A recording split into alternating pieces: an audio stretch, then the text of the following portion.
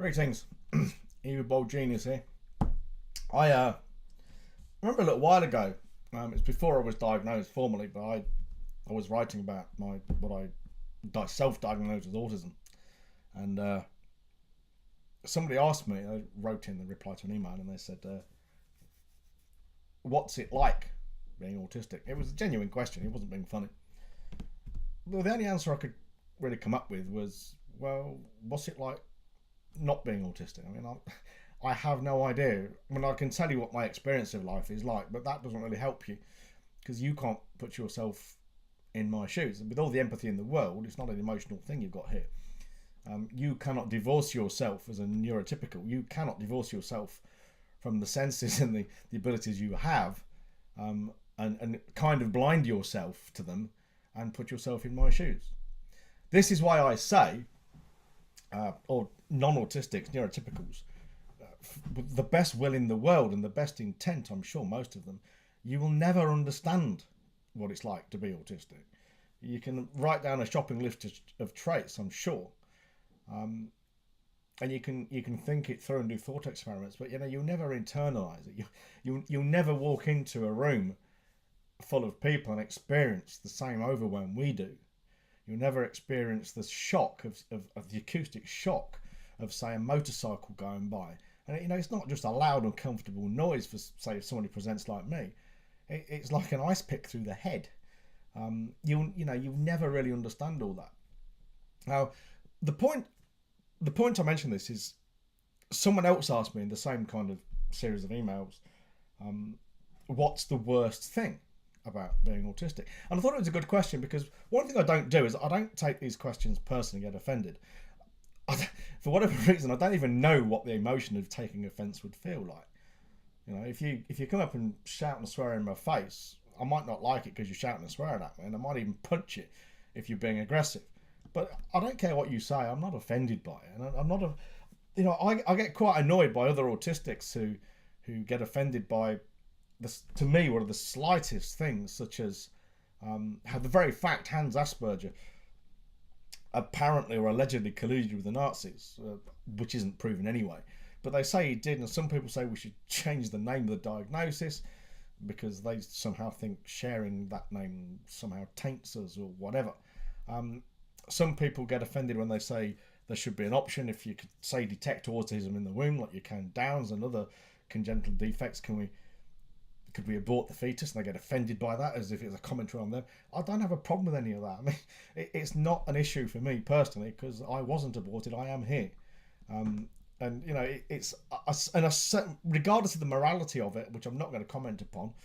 It's not. I don't want to do that right now. I mean, I will do at some future point, I'm sure. I don't get personally offended by it, and I don't understand anybody else who does. So please don't be afraid to ask me questions or say what you like. The worst that can possibly happen is you make yourself look stupid by saying something stupid, which again ain't my fucking problem. But anyway, the guy asked me, what's it like to be autistic? And the other guy says, what's the worst thing? And do you know what the worst thing is, really? Seriously. And the answer is obvious if you think about it. It's you neurotypicals. Now there's a facetious answer to that question. And then there's a deeper answer to it. The facetious one is what I've just said. You make it fucking difficult. And the reason you make it difficult is the deeper answer, really. And that is because we're outnumbered by 98.53%, something like that. It's nearly 99% anyway. It's 1 in 70. And because we're outnumbered and because the world has been created by and for neurotypicals, the things making it hard for us are you guys. That's what makes it hard for us. And it's not, you don't go out, I don't think you do. Most of you don't go out of your way to make life hard. But inadvertently, you will judge us for not behaving in ways you expect. You are like I don't like to use this bloody life coach fucking cliche, but it's like judging a goldfish for its ability to climb trees. You judge us, autistics, by neurotypical standards. So when we don't show the empathy you expect, and you only expect it because most people have it, And it's only a good thing because most people have it and agree it's a good thing. When we don't pick up the hints, you will tell us are clear communication when they're not. Obviously, because we ain't getting them. When we're rude, apparently, because we don't see the point in playing your little social games, we don't get, we don't understand that game, so we just tell the truth as we see it. And if you don't want the answer, don't fucking ask us. Because of all these things, you inadvertently mostly make life hard for us. And I think even worse than that, and this is very pertinent to what I'm doing at the moment, I'm looking to work with companies, to work with organisations